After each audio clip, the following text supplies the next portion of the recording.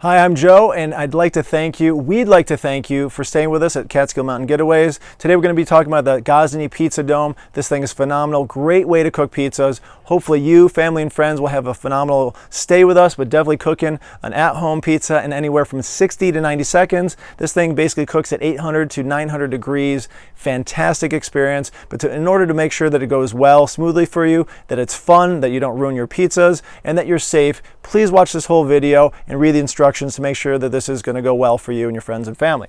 All right, so let's talk about getting this thing lit. First of all, you want to take the cover off of it. It's just like a regular cover would be on a grill. So take that off, set it aside so it's away from the pizza dome. Okay, first of all, you want to be safe with this thing. So make sure that you're not doing anything that's, when this thing is hot, okay, it does have a little bit of protective, barriers and insulation, but you don't want to have you or children or pets near this thing that they can burn themselves in any way. So please be very cautious with that. So there's a rain cap on this thing here. So what you want to do is make sure you take that thing off, and make sure that it's not hot if you have it on before. Okay, so use a glove or something like that, a pizza mitt, to make sure that you're not going to burn yourself. We're doing this in the evening because I want you to see the flame in a really good way here. Okay, and what you want to do is make sure that the propane is turned all the way on. Okay, you can see the open close knob on that, so fully to the left or counterclockwise to make sure that's on. What we want to do is get this thing started. So what you do is you push in over here on the control knob, okay, and turn it 90 degrees. You're going to hear it clicking, and then you're going to hear and see the pilot light kick on over there. If you turn it a little bit further, okay, you're going to see that flame kick up a little bit. Curing the pizza oven if it hasn't been used for a long period of time, and we'll let you know if that's been the case. If guests have been staying very frequently, it's not the beginning, right after a cold season or something like that, you won't need to cure this. But we do want to make sure that you kind of put it on low for a little bit of time, anywhere from 15 to 30 minutes. If it needs curing, read those instructions, and then you can basically turn the flame up all the way, really get that thing cranked up, and you can see that that's going to be like rolling there. That's a great thing, so you can just kind of turn it back and forth to see when that's really on high.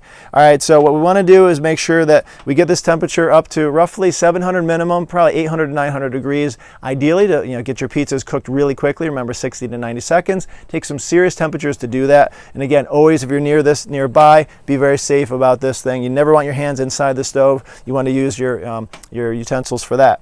All right, so once that's up to temperature, we're ready to cook. Hopefully you've watched the video on preparing your pizza. You want to make sure that that's done sufficiently with plenty of flour on the bottom of that so it's not sticky in any way, because otherwise when you're using your pizza peel here, it's not going to slide onto it very well if it's sticky or moist. Okay, you should be able to slide that on underneath the pizza real easily to make sure that it's not going to stick, and even put a little bit of flour on top of your peel. Okay, so once you get your pizza on your peel, what you want to do is come into the oven here and give a quick shove of it to get it right into about the center. You're probably not going to get it right in center, your first time of doing this, but you don't want to get it over the flame, of course, so a little bit over to the right would be your better bet for sure. And you want your pizzas to be smaller than the peel, all right? You're not going for a 20-inch pizza. You can make these upwards of 15 to 16 inches, but I'd recommend it being smaller than the peel until you get really used to this thing, those little personal type pan pizzas. All right, so once that's on there, 20 to 30 seconds per rotation. You're going to be rotating this thing preferably around 90 degrees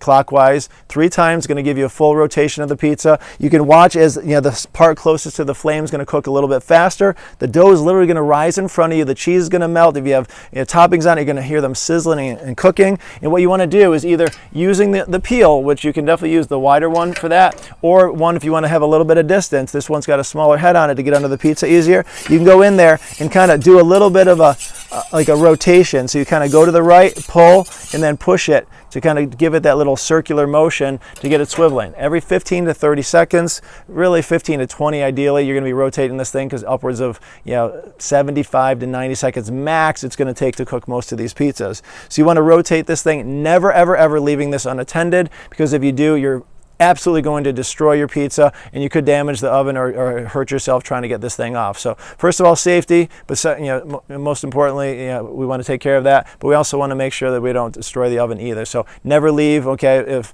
there's other things going on, have somebody make sure that they're aware that you can't be distracted just preparing this pizza, or someone take over your spot if you need to. All right, so when you're taking your pizza out, you can use the bigger one at this point.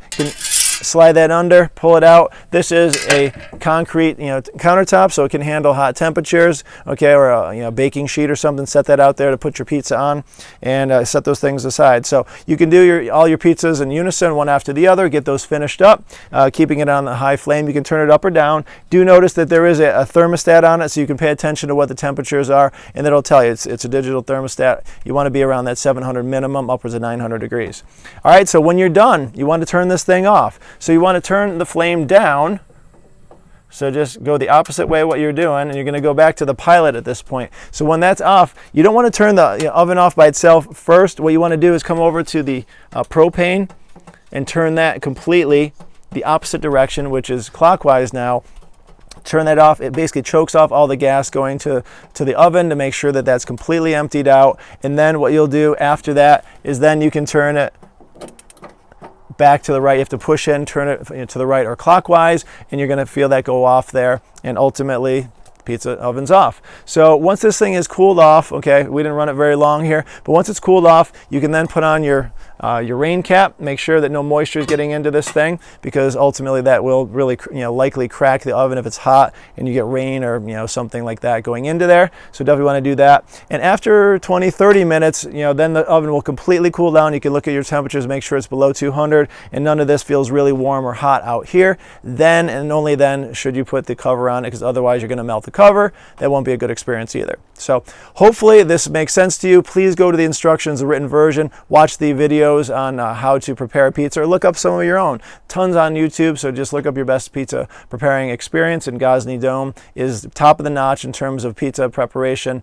and cooking experience. So hopefully you'll have a fantastic time. Take pictures, videos, share those with us, share those with others, and hopefully add the hashtag Catskill Mountain Getaways, because we'd love to have other people staying with us and using our Gozney Dome as well. So thanks again. Hopefully you're having a fantastic time already, and the rest of your stay is fantastic and safe. And if you have any questions, reach out to us. We want to make sure we can be there for you every step of the way. So thanks again for watching. Talk to you soon.